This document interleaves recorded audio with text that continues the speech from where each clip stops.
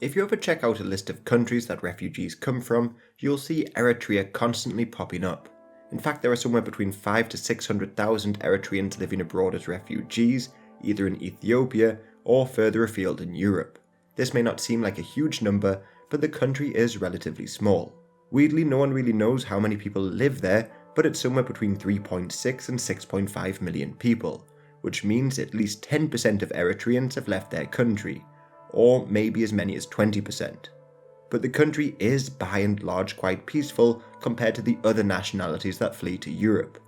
Yet Eritreans find themselves among Syrians, Somalis, Afghans and Congolese, but why? What are the Eritreans running from?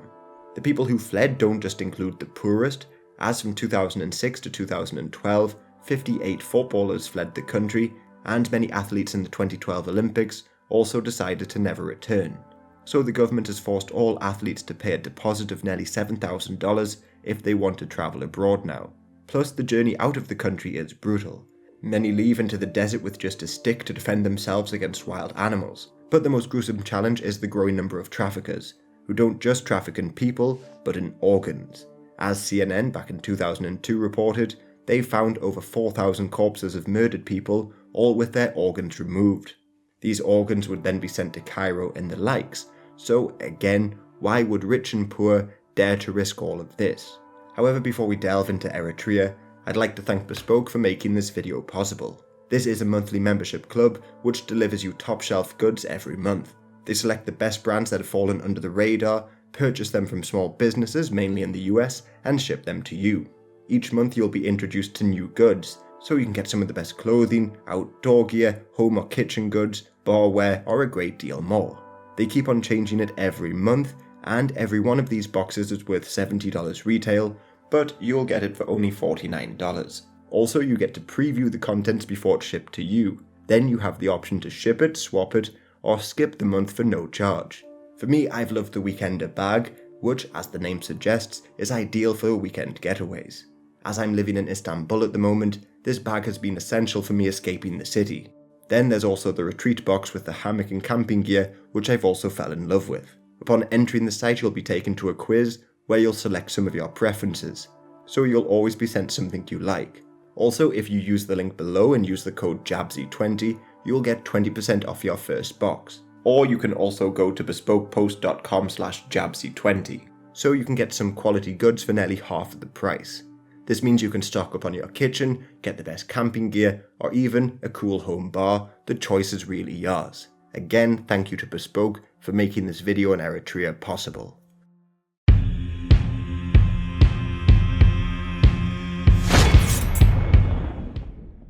So I know I said at the beginning of the video that Eritrea is peaceful, but that's not to say that they've had no wars.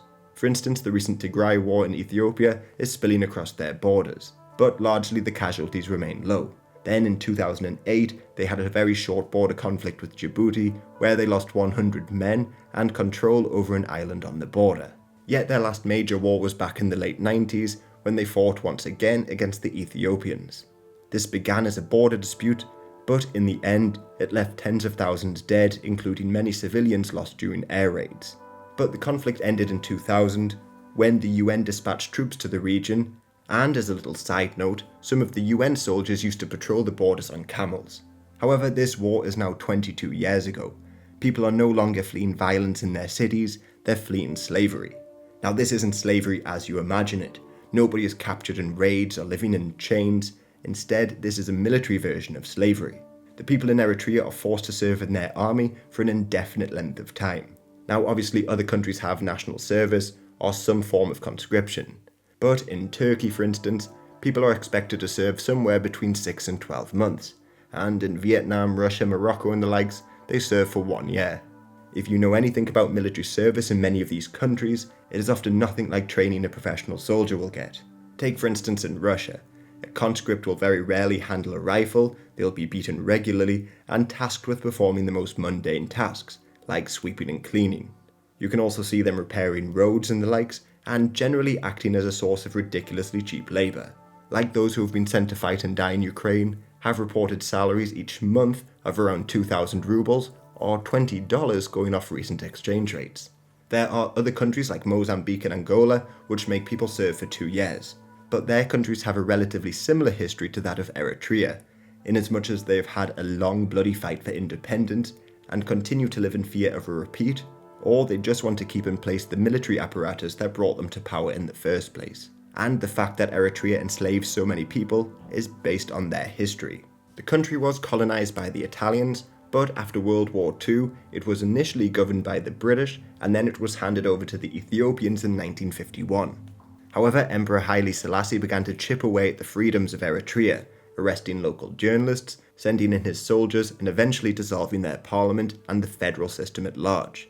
Thus, he was looking to turn Eritrea into an Ethiopian province. This prompted the Eritreans to rebel, but this war of independence would last for 30 years. To put this into some sort of context, the war began before the Cuban Missile Crisis and went right the way up until after the end of the Cold War. While in the region, Ethiopia went from a monarchy to a communist dictatorship as the Derg took power, and this communist government began to use more repressive tactics in Eritrea, including the use of napalm. So such a brutal war lasting for so long obviously changed the country a bit, and in some weird ways. For instance, the country lost 30% of forest due to wood being needed in the trenches, barracks and the likes. Then, as the war progressed, the largest Eritrean faction, the EPLF, had around 100,000 people in it. These soldiers would follow the tactics of Mao, living in the mountains and countryside and striking the Ethiopians in guerrilla attacks. But just like Mao, when they entered a village, they would tell people about Marxism, Maoism and the likes. The man that led this group from very early on was Isaias Afwerki, and he is still the leader of Eritrea today. He was just a teenager when the war began, but was sent to China to learn from the Maoists during the height of their glorious revolution, so he brought their ideas back home with him.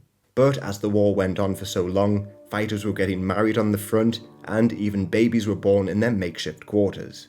Some of these babies were called red flowers, and would grow up, fight and die in the struggle that they never saw the end of. This was a very tough group of people, living in caves or trenches, hunting for food, and even repairing old rifles and using old bullets. But in the 1970s, their numbers began to grow. They in fact had so many people that they just didn't have enough guns, and their organisation and tactics really didn't fit to having such a large number of people in there. Also, intellectuals and students began to join in the resistance. They came with romantic ideals of joining the Che Guevara-style revolution, and looked to discuss and debate Marxist literature. Yet the leader and current president of Eritrea would not accept challenges to his rule. So his purges of political opponents goes right the way back to this point. In the 70s, it's estimated that a few thousand of his own men, these students and intellectuals, were purged. But they weren't just shot. They were in fact at first branded with the name Menkai, which means bat, and then imprisoned. Now remember, these were guerrilla forces in makeshift camps. So to build prisons in order to abuse and torture prisoners would be an incredible logistical challenge. But Isaias had labelled them as a threat, along with possible right-wing people and Ethiopian or American spies. So these purges began before the war was even won, and of course continued when he came to power. This eventually happened in the 90s, and the real persecutions began in earnest. But his first targets were probably not what you'd expect. For instance, in 1993, freedom fighters demanded compensation and improved living standards as payment for their decades of fighting. But the ringleaders were just arrested. The same thing happened in 1994, when war veterans were protesting living conditions inside their military camp, Mai Habar. The government had no tolerance for what I could possibly and wrongfully call weakness. Decades in the field left Isaias with no compassion or understanding for people who wanted to make a better life for themselves. Everyone was expected to go through some degree of suffering, it seems, and everyone was expected to serve in the army. Because he expected a war with Ethiopia was likely, everybody was forced into national service except the rich. They can pay a couple $1,000s to allow their children to remain free, but in a country where people will probably make just a couple $100s a month, if and when they're allowed to leave the army, this is pretty much impossible for most. For the rest of the people, they were sent to a training base during their last year of school usually, and then they would spend 1 year serving in the forces. So 18 months in total is not too bad if you get over the horrendous conditions of the camps. But then the border conflict with the Ethiopians erupted in the late 90s, and then the situation changed again. In 2001, 2,000 university students refused to sign up.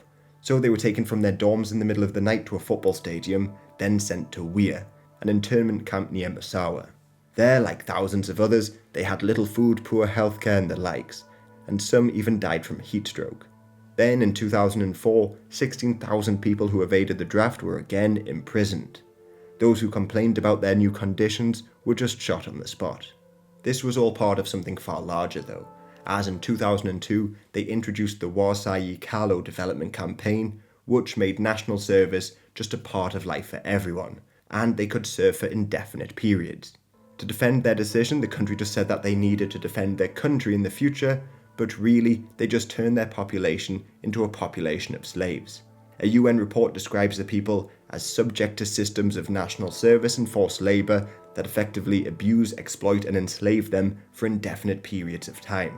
Or, as Paul Kenyon described it, at some point their military work turns into manual labour on building sites, farms and factories, but that they are still officially in the military.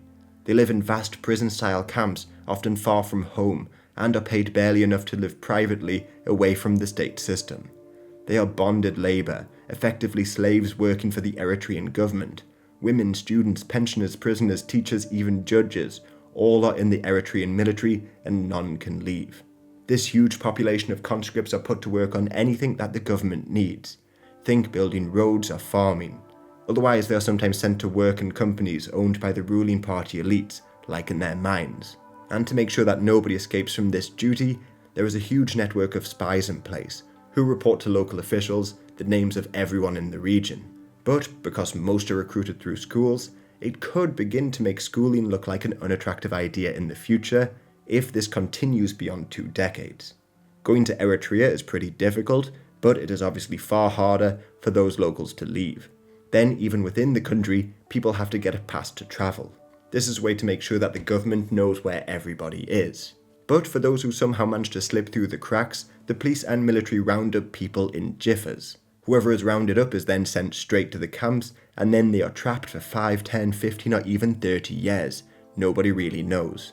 They are technically allowed time off to visit family, but this is routinely taken away from them.